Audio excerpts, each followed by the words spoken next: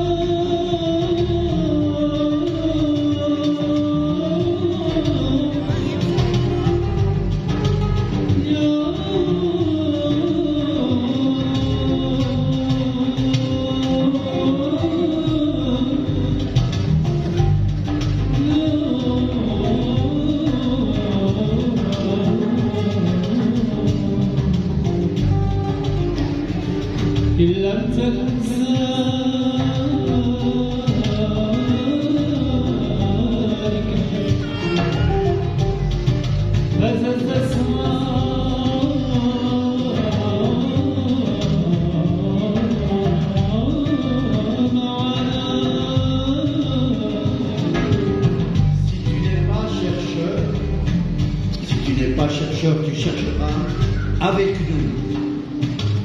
Shamsuddin Tabrizi ouvre le cœur de Jalaluddin Rumi à tous les êtres vivants, auxquels il lance cet appel fraternel.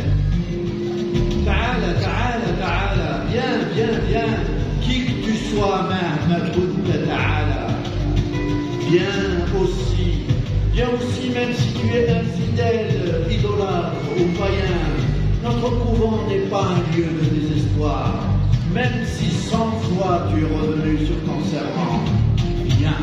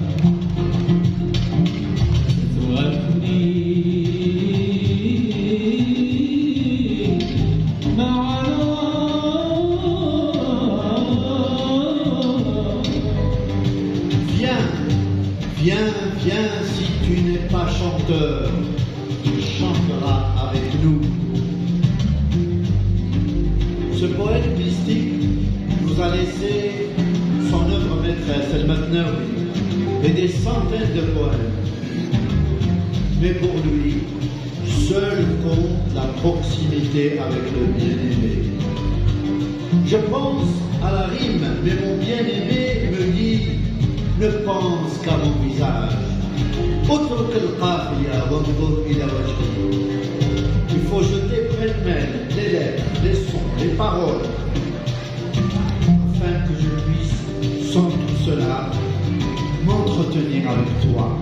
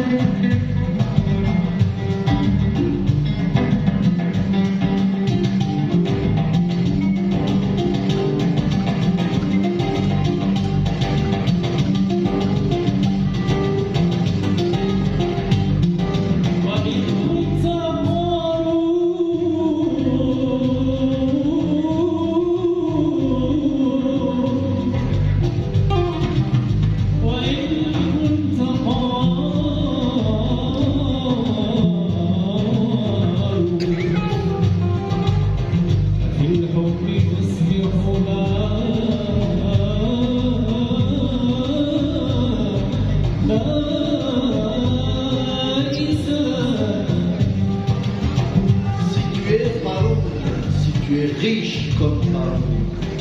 Dans l'amour, tu deviendras misérable. Si tu es seigneur, tu deviendras esclave. Si tu es mort ou vivant, tu ressusciteras avec nous. Tes pieds seront libérés d'entraves, t'ouvrira tes yeux afin que ton être soit épanoui comme la rose avec nous. Remets un instant la vie des pauvres gens pour voir ceux qui ont un cœur vivant. Projette la soie et habille-toi de mûr avec nous. Alors, ton œil s'ouvrira, tu seras voyant avec nous.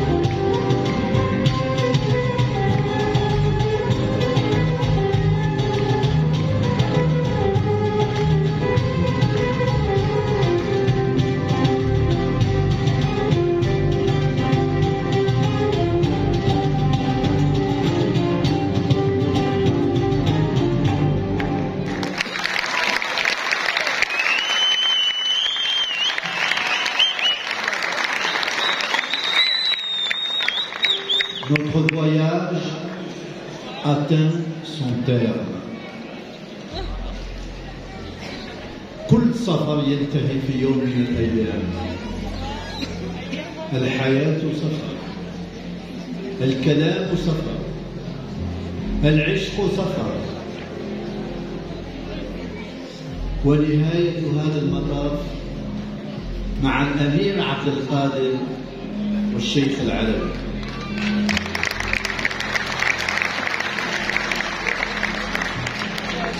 L'émir Abdelkader est connu pour sa stature d'homme d'État et de combattant, mais beaucoup moins pour sa valeur spirituelle. Il est pourtant l'un des plus fidèles héritiers de la doctrine d'Ibn Arabi. Il a rédigé et publié un ouvrage fondamental pour le soufisme, Kitab al-Mawaqif, le livre des haltes spirituelles. De 24 à 39 ans, il est le chef de la résistance contre l'occupation coloniale. Et pourtant, il a dit à Monseigneur Dupuche, ancien évêque d'Alger et l'un de ses plus fervents admirateurs, « Je ne suis pas né pour devenir un homme de guerre, ou du moins pour porter les armes. J'aurais dû être toute ma vie un homme d'études et de prière. » La deuxième partie de sa vie se passe en captivité en France. Au cours des 5 années de détention, il s'adonne à l'étude, au recueillement et à l'enseignement. Par ailleurs, l'émir, qui a une bonne connaissance des religions juives et chrétiennes, exerce une grande fascination en milieu chrétien.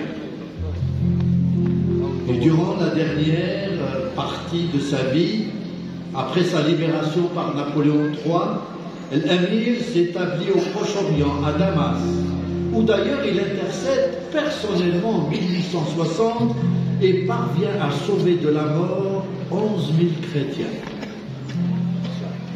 Sur le plan de la doctrine, l'Amir professe celle de son maître Ibn Arabi. Wahdat al-Wujud.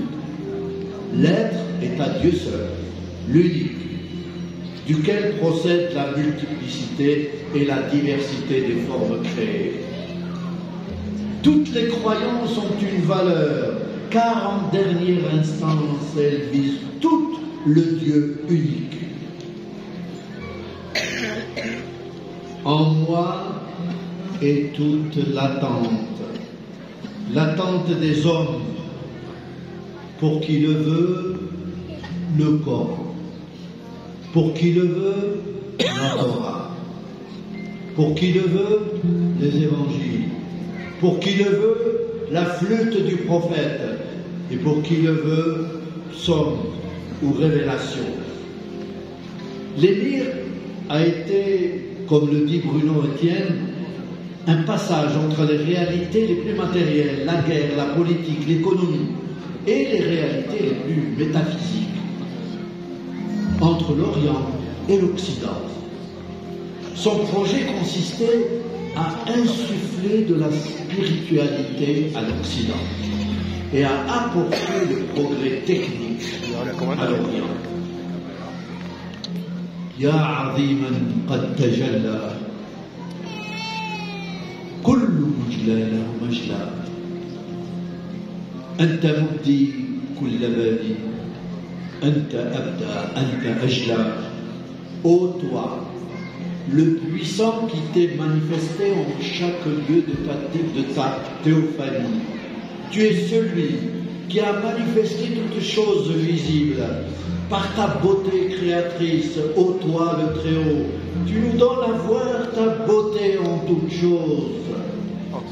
Inna Allah jamil wa yuhibbu al-jamal wa ma min jamal illa minhu. Toute beauté est empruntée d'une beauté révélée. Quelle splendeur, quelle splendeur! J'étais avant ce jour un amoureux qui cherchait le bien-aimé par penchant. Mais quand il leva le voile sur moi, ce qui était séparé me parut enfin unifié. Ahmed Ben Aliwa plus connu sous le nom d'Al-Alawi, est né en 1869 à Mostaganem. À la mort de son père, à partir de 16 ans, il exerce le métier de cordonnier. Et il fut marqué par l'enseignement de la confrérie Issaouia. Ensuite, il fait la rencontre du cheikh Mohamed El-Bouzi, qui le désigne comme Muqaddam, à l'âge de 25 ans. À la mort de celui-ci, en 1909, il hérite de la fonction de cheikh du Derbaoui. En 1914, il décide de prendre son autonomie et fonde la tariqa al-Alawiya al-Derbaouiya al-Chadouliya. De 1914 à sa mort en 1934, il accomplit un travail spirituel non seulement en Algérie, mais bien au-delà. Il installe des zaouïas au Maroc, en Tunisie, en Libye, en Palestine et en Syrie. Et en France, il implante 2 zaouïas, l'une à Paris et l'autre à Marseille. Il fut un artisan engagé pour la construction de la grande mosquée de Paris, où il fit d'ailleurs le premier prêche, sa première khutbah, lors de son inauguration en 1926. Il a provoqué l'admiration de nombreux intellectuels européens, comme Augustin Berg, le père de Jacques Berg, de René Guénon, etc. Et certains se rattachèrent à son enseignement. L'islamologue Éric Geoffroy cite de lui ses propos. Cheikh Al-Alawi disait: si je trouvais un groupe qui soit mon interprète auprès du monde de l'Europe, on serait étonné de voir que rien ne divise l'Occident de l'islam. Et l'anglais Martin Lenz rapporte à son propos ce témoignage. Ce que j'appréciais particulièrement en lui, c'était l'absence complète de tout prosélytisme. Il n'a jamais tenté, il n'a jamais essayé de me convertir. Son œuvre écrite comprend des commentaires ésotériques. Ensuite 2 livres, notamment un, Al-Qawl Al-Ma'rouf, où il défend le soufisme contre ses détracteurs. Enfin, son diwan est un ensemble de poésies spirituelles auxquelles les disciples ont recours pour leur séance de salat. De ce diwan, Wahid Haj Qasem interprétera 2 poèmes. Mouridan badir biqalbin hadir.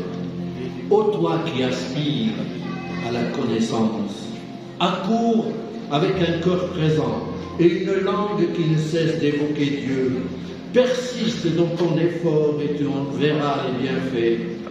Un secret pour les âmes nobles qui évoquent Dieu. L'amour de mes seigneurs a troublé mon esprit. Les êtres parfaits m'ont fait connaître Dieu. Apaise mon âme par le chant qui évoque mes seigneurs, qui ont attiré mon cœur vers la présence de Dieu. Je suis maintenant unifié et Dieu m'en est témoin. Unifié, c'est cela le chemin, c'est cela où nous arrivons après ce périple au cœur du soufisme. Pour ne plus être séparés, pour être unifiés, ne plus être séparés des êtres qui nous entourent, de l'humanité entière, des animaux, des végétaux, de tout ce que nous voyons et qui est invisible, de ne plus être séparés de celui qui a créé le visible et l'invisible. Wa ma min wujudin illa bi wujudi. Wassalamu alaykum.